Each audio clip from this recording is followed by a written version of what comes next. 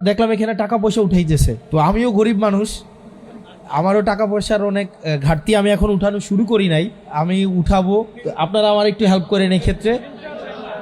আমাদের রাজনীতি যদি আমরা দাঁড় করাইতে চাই, সেক্ষেত্রে কিন্তু বাবারে পাশে আসি বলে চলে গেলে হবে না, আমাদেরকে অর্থ দিয়েও সহায়তা করতে হবে, সমর্থন দিয়েও সহায়তা করতে হবে, আমাদের পাশে এসে দাঁড়াইতে হবে, তাইলে আমরা তরুণ প্রজন্ম আমরা রাজনীতিতে আসব। আপনি জিতে গেছেন, মানুষ শুধু আপনার কথাই কইতেছে, চারদিকে আপনার কথাই, আমি ব্যক্তিগতভাবে ধরেই নিতেছে আমার অবস্থান এখন সবার শেষে। প্রত্যেক দিন এর আগের দিন থেকে বেশি কাজ করতে হবে। প্রত্যেকজন অন্তত 10 জন করে মানুষের কাছে যান। প্রায় বলি, চাঁদাবাজি করার থেকে ভোট ভিক্ষা করা অধিক সম্মানের। আমি যেখানে আসছি, আপনারা টাকা পয়সা তো দিবেনই, এর পাশাপাশি আরেকটা দিবেন তো নাকি? আমি তো ওটা দিয়ে আমাদেরকে, আমরা হচ্ছে এই টাকা পয়সা আমরা এটা পাবলিক করব, ওই অ্যাকাউন্টে আমাদের নির্বাচনী যে বাজেট, যে ফান্ড, আমরা ইনশাল্লাহ সংসদে গিয়ে এগুলো কথা বলবো। যদিও নির্বাচনী যে ফান্ডের কথা বলা হয়, এই ফান্ডে কি নির্বাচন হয় বা হবে? হবে বলেন? বাংলাদেশের যতগুলা প্রার্থী নির্বাচনে দাঁড়াইছে প্রত্যেকেই মিথ্যা কথা বলতেছে। এখন যতগুলা সংসদে যাবে, ইনক্লুডিং আমি সহ হচ্ছে এখন মিথ্যা কথা বলতে হবে, বাধ্য হইতে হবে আমাকে। আমি চাই না মিথ্যা কথা বলতে, আইনের কারণে। 40 লাখ টাকা, 30 লাখ টাকা কোনো আদম সন্তান যারা সংসদে যাবে বুকে হাত দিয়ে বলতে পারবে শুধু এই টাকাটা খরচ করে সে সংসদে যাবে, কিন্তু আইনের কারণে কিন্তু তাকে মিথ্যা কথা বলতে হচ্ছে। আসসালামু আলাইকুম রহমতুল্লাহি ওয়া বারাকাতুহু। আউযু বিল্লাহি মিনাশ শাইতানির রাজিম, বিসমিল্লাহির রহমানির রহিম। আমি এই ধরনের প্রোগ্রামে আসতে বিব্রত বোধ করি, কারণ এই ধরনের প্রোগ্রাম অতি আত্মবিশ্বাসের জন্ম দেয় এবং এটা আত্মতুষ্টির জন্ম দেয়। তো সমজাতীয় সমচিন্তার মানুষের সাথে থাকার অসুবিধা হচ্ছে, সবসময় মনে হয় মানে আমাদের নিজেদের কাছে মনে হয় আমাদের সমর্থনই বেশি, কারণ উনিও আমাদের মার্কার কথা বলে, যেহেতু আমরা সবাই সবার সাথে ফেসবুকে যুক্ত, একই ধরনের ভিডিও আমাদের সামনে আসে, আমরা মনে করি সব জায়গায় হয়তো আমাদেরই প্রচারণা, আরে সবাই তো আমাদেরই কথা বলে। রাস্তাঘাটে গেলে মানুষ আমাদের সাথে ছবি তোলে, তারপরে হচ্ছে সবাই এপ্রিসিয়েট করে। তো ছবি তুলতে আসা মানুষ আমি যখন যাচ্ছি বা কোনো একটা রাস্তায়, তখন বা আমাদের প্রার্থী বা আমরা যারা প্রার্থী আছি যাচ্ছি, আমাদেরকে তারা দোয়া করে, আবার বিরোধী দলের প্রার্থী যখন যায় তাদেরকেও কিন্তু দোয়া করে। তো এটা আসলে ভাবার সুযোগ নাই যে আমাদের সমচিন্তার মানুষের সাথে থাকার এটা একটা অসুবিধা। আমরা মনে করি আমার আশেপাশের মানুষগুলো যেমন, গ্রামের মানুষগুলোও তেমন, সবাই মনে হয় শুধু আমারই ভোটার। আরে ফেসবুকেও তো আমার কথা, রিলসেও আমার কথা, আশেপাশে সবাই কয় আরে তুমি তো জিতে যাইতেছ। তো এগুলো একটা ক্ষতি আছে, এগুলো আত্মবিশ্বাস তৈরি করে, আত্মতুষ্টি তৈরি করে। সেজন্য আমি জাতীয় বা চিন্তার মানুষ যেখানে এই প্রোগ্রামগুলো একটু অ্যাভয়েড করি। তো যাই হোক, মোবারক ভাইয়ের সাথে আমার একটা হৃদ্যতাপূর্ণ সম্পর্ক আছে। আর বুড়িচং এটা হচ্ছে আমার মামার বাড়ি। আমার কলেজ হচ্ছে পারুয়ার আব্দুল মতিন খসরু কলেজ, আমি ওই কলেজ থেকে পড়াশোনা করি। আমার মামার বাড়ি হচ্ছে পারুয়ারা। তো সেক্ষেত্রে বুড়িচংয়ের এমপি কে হচ্ছে না হচ্ছে সেটা আমার মামার বাড়ির এমপি হওয়া আমার মামার বাড়ির দায়িত্ব নয়। সেখানে পরিবেশের অনেক সমস্যা আছে, যেহেতু ইন্ডাস্ট্রিয়াল এরিয়া। তো মোবারক ভাইদের কাছ থেকে প্রত্যাশা থাকবে পরিবেশের ঝুঁকি এবং অবকাঠামোগত যে অবনতি হয়েছে সেই বিষয়গুলোতে ওনারা প্রাধান্য দিবেন। আর আমি আপনাদের কাছে দেখলাম এখানে টাকা পয়সা উঠাইতেছে, তো আমিও গরিব মানুষ, আমারও টাকা পয়সার অনেক ঘাটতি, আমি এখন উঠানো শুরু করি নাই, আমি উঠাবো। আপনারা আমার একটু হেল্প করেন এই ক্ষেত্রে, আপনারা আমাদেরকে একটু হেল্প করেন। এবং আসলে আমরা সৎ থাকার একটা অন্য ধরনের একটা আনন্দ আছে, এটা মাথা নিচু করে থাকতে হয় না। তারপরে হচ্ছে আমরা খুব আল্লাহ আমাদেরকে অহংকার আমাদেরকে না দিক, কিন্তু আমরা বলতে পারি যে বাংলাদেশে কেউ আমাদের কাছে 100 টাকা পাবে না, কেউ আইসে 100 টাকার জন্য বসে থাকবে না, আমাদেরকে নির্বাচন কমিশন ঋণ খেলাপির জন্য আমাদেরকে বাতিল করবে না। আমাদের কাছে এই আত্মবিশ্বাসটা আমাদের আছে। আমরা জনগণের টাকা মেরে দেই নাই, আমরা জনগণের টাকা মেরে দিয়া নিজের সন্তানকে বিদেশে রেখে বিলাসী জীবন আমরা করি নাই। আমরা জনগণের টাকা নিয়ে আমরা ব্যবসা করে সেই টাকা হচ্ছে বিদেশে ছেলের নামে মেয়ের নামে আমরা পাচার করে দেই নাই। আমাদের এই আত্মবিশ্বাসটা আমাদের আছে। আমরা প্রয়োজনে মানুষের কাছে ভিক্ষা নিব, আমরা প্রয়োজনে মানুষের কাছে চাইব, প্রয়োজন পড়লে মানুষ আমাদেরকে দিবে। এবং আমাদেরকে একটা বিষয় আমাদেরকে মাথায় রাখতে হবে, আমাদের একমাত্র পুঁজি কিন্তু আমাদের সততা। এটাই হচ্ছে আমাদের একমাত্র পুঁজি। এটা ছাড়া কিন্তু ভাই আমাদের পুঁজি নাই। আমাদের ওই দিন একজন বলতেছে যে নির্বাচনে দুইটা সার্ভিস, এক হচ্ছে ফুড সার্ভিস আর এটা হচ্ছে মাউথ সার্ভিস। ফুড সার্ভিস এবং মাউথ সার্ভিস, পাও চলতে হবে, মুখও চলতে হবে, তা এবং দুইটা সমন্বয় ঘটলে মানুষের কাছাকাছি যাওয়া যায়। আর আরেকটা যেটা আমাদের কনস্ট্যান্ট পুঁজি সেটা হচ্ছে সততা। তো সেই জায়গা থেকে আমাদের রাজনীতি যদি আমরা দাঁড় করাইতে চাই, সেক্ষেত্রে কিন্তু বাবারে পাশে আসি বলে চলে গেলে হবে না। আমাদেরকে অর্থ দিয়েও সহায়তা করতে হবে, সমর্থন দিয়েও সহায়তা করতে হবে, আমাদের পাশে এসে দাঁড়াইতে হবে। তাইলে আমরা তরুণ প্রজন্ম আমরা রাজনীতিতে আসব। কিন্তু যদি ব্যাপারটা এমন হয় যে আমাদের নির্বাচন করতে হলে আমাদের ব্যবসায়ীদের কাছে যাইতে হচ্ছে, আমাদের আব্দুল আওয়াল মিন্টুদের মতো যারা আমাদেরকে বলে ব্লাডি সিটিজেন, যারা হাসিনার আমলে হচ্ছে গওহর রিজভী হচ্ছে যার ব্যয় 2001 সালে যার টাকা ছিল 5 কোটি টাকা, এখন আসে হয়েছে 595 কোটি টাকা।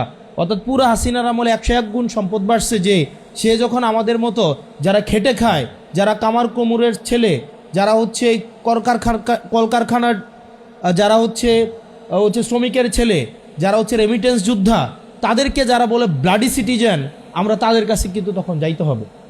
আপনারা কি চান এই এলিটদের কাছে আমাদের রাজনীতিটা আমরা বন্ধক দেই?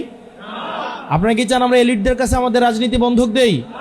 আমরা যদি এলিটদের রাজনীতিটা, আমরা জনমানুষের রাজনীতি করতে চাই, যারা হাসিনার গওহর রিজভির সাথে যারা বেআই এর সম্পর্ক রাখে, যারা স্বরাষ্ট্র মন্ত্রণালয় শেখ রেহানার সাথে ব্যবসা করে, যারা আবার আইসা আমাদের সাথে এলিটিসিজম মারায়, তাদেরকে যদি আমরা প্রত্যাখ্যান করতে চাই, আপনারা আমাদেরকে পাশে দাঁড়াইতে হবে।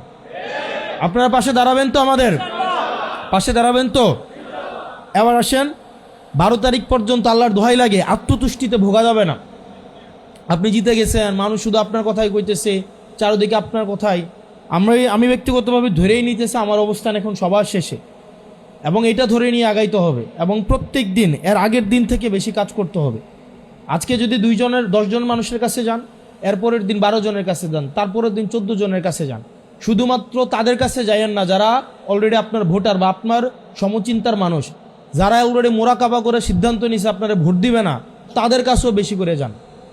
আপনার কাজ হচ্ছে যে ভোট দিবে তার কাছে যতবার যাবেন, যে ভোট দিবে না তার কাছে আরও বেশি করে যাইতে হবে। আমাদের সবার কাছে আমাদের দাওয়াত পৌঁছাইতে হবে, হবে না? হবে কি না?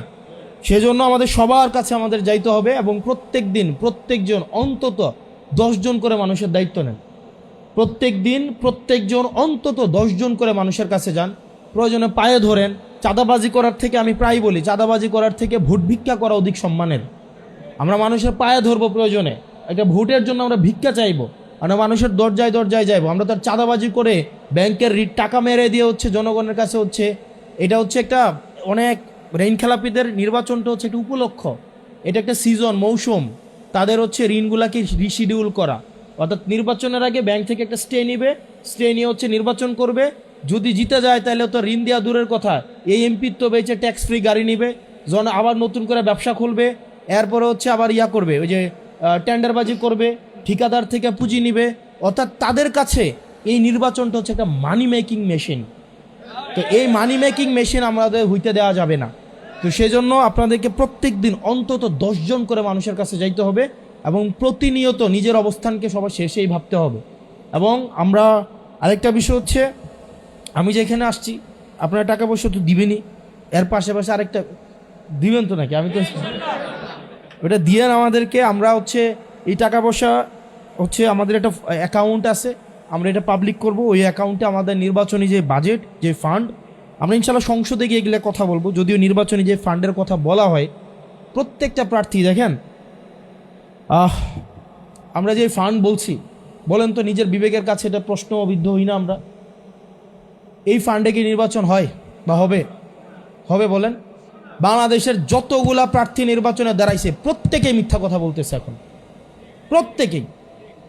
যতগুলা সংসদে যাবে, ইনক্লুডিং আমি সহ হচ্ছে এখন মিথ্যা কথা বলতে হবে, বাধ্য হইতে হবে আমাকে। আমি চাই না মিথ্যা কথা বলতে, আইনের কারণে। 40 লাখ টাকা, 30 লাখ টাকা কোনো আদম সন্তান যারা সংসদে যাবে বুকে হাত দিয়ে বলতে পারবে শুধু এই টাকাটা খরচ করে সে সংসদে যাবে? কিন্তু আইনের কারণে কিন্তু তাকে মিথ্যা কথা বলতে হচ্ছে। তো আপনি মিথ্যা কথা বলে সংসদে যাইতেছেন, আবার হচ্ছে। তো যাই হোক, পরিস্থিতির শিকার আমরা, আইনের হাতে আমাদের হাত বাঁধা, সংসদে এই বিষয়গুলো নিয়ে আমরা কথা বলবো। যে এই বিষয়গুলো নিয়ে ইনশাআল্লাহ আল্লাহ যদি রিজিকে রাখে, আল্লাহ যদি তৌফিক দেয়, এই যে বর্জুয়াদের যে আইন বানানো এবং হচ্ছে আমাদের যেই মিথ্যা কথা বলতে বাধ্য করা, অসৎ হইতে বাধ্য করা, এই জায়গাগুলোতে হচ্ছে আমরা যেন জনগণের কাছে যেন আমরা স্পষ্ট হইতে পারি, জনগণের কাছে যেন আমরা সৎ হইতে পারি। মানুষ কিন্তু বুঝে যেটা একটা মিথ্যা কথা, 30 লাখ টাকা দিয়ে নির্বাচন হয় না, এটা মিথ্যা কথা, এটা মানুষ বুঝে এবং জানে, কিন্তু প্রতিনিয়ত এটা আমাদেরকে বলে যেতে হয়। তো যাই হোক, আপনারা যারা বুড়িচংয়ের আছেন, আমার ওইখানে আপনাদের নিশ্চয়ই দেবিদ্বার অনেক আত্মীয় স্বজন আছে, আপনাদের ব্যবসাপাতির সম্পর্ক আছে, আপনাদের শিক্ষা প্রতিষ্ঠানের সম্পর্ক আছে। আপনাদের কাছে আমার চাওয়া সেটা হচ্ছে আপনারা আমার জন্য একটু আপনাদের জায়গা থেকে যতটা বলার আপনারা একটু বললেন, আপনারা একটু বললেন আমারে, আপনারা একটু ভোট ভিক্ষা দিয়েন, মানুষের কাছে একটু বললেন, আপনারা আমার জন্য একটু হচ্ছে একটু মাউথ সার্ভিস দিয়েন, যারা পারেন একটু ফুড সার্ভিস দিয়েন, যারা পারেন একটু মাউথ সার্ভিস দিয়েন, একটু ফোনটা হাতে নিয়ে 2-4 জন যারা আত্মীয় স্বজন আছে তাদেরকে একটু ফোন দিয়েন। যদি মনে হয় আমরা যোগ্য, যদি মনে হয় আমাদের দ্বারা সম্ভব, তাহলে আমাদেরকে যেন বিবেচনা করে এই আকুল আবেদনটা আপনারা জানেন। আমাদের ইনশাল্লাহ হাবুটের পক্ষে আমাদেরকে জয় হইতে হবে, আর একটা টিম ওয়ার্ক হইতে হবে। 2-5 জন 10 জন সংসদে গিয়ে লাভ হবে না, 50 জন সংসদে গিয়ে লাভে না, আমাদের সরকার গঠন করতে হবে। সেজন্য আমাদের বুড়িচং আসনে আপনারা মোবারক ভাইয়ের জন্য আপনাদের কাছে দোয়া চাই। মোবারক ভাইয়ের জন্য আপনারা পরিশ্রম করবেন, আমার জন্য আপনারা পরিশ্রম করেন, আপনাদের দোয়ায় আমাকে রাখেন। আল্লাহ যেন আমাদের সবাইকে কবুল করে এবং আল্লাহ যেন কল্যাণের জন্যই আমাদেরকে সংসদে নেয়। আমাদেরকে যেন ওই যে ট্যাক্স ফ্রি গাড়ি চালাবো, ট্যাক্স ফ্রি গাড়ি কিনবো, এই জন্য যেন আল্লাহ আমাদেরকে সংসদে না নেয়। এবং আমরা বলে দিচ্ছি, হাদি ভাই বলে গেছিল না, বাকি সংসদ সদস্যের ঘুম হারাম করে দিবে। আগামী সংসদে যারা যাবে তারা যদি মনে করে থাকে সংসদ হচ্ছে একটা ব্যাড অফ রোজেস, ওখানে গিয়ে আরামে কাটাবে এবং ওই সংসদ সদস্যের এই পদটাকে এটাকে ক্যাপিটালাইজ করে তারা ব্যবসা করবে, তারা হচ্ছে জনগণের সাথে প্রতারণা করবে, তারা নতুন নতুন ঠিকাদারি লাইসেন্স করবে, নতুন নতুন ঠিকাদারি লাইসেন্স করে তারা বিদেশে পাচার করবে, ওই সব সংসদ সদস্যদের ঘুম হারাম করে দেবেন ইনশাআল্লাহ। আপনারা ভালো থাকবেন, সুস্থ থাকবেন, আমার জন্য দোয়া করবেন। আল্লাহ যেন আমাদের এই জোট, ঐক্যবদ্ধ বাংলাদেশ যে 10 দলীয় জোট আছে, সেই জোটকে যেন আল্লাহ কবুল করে নেয়, আমরা যেন সরকার গঠন করতে পারি। আসসালামু আলাইকুম ওয়া রাহমাতুল্লাহি ওয়া বারাকাতুহু।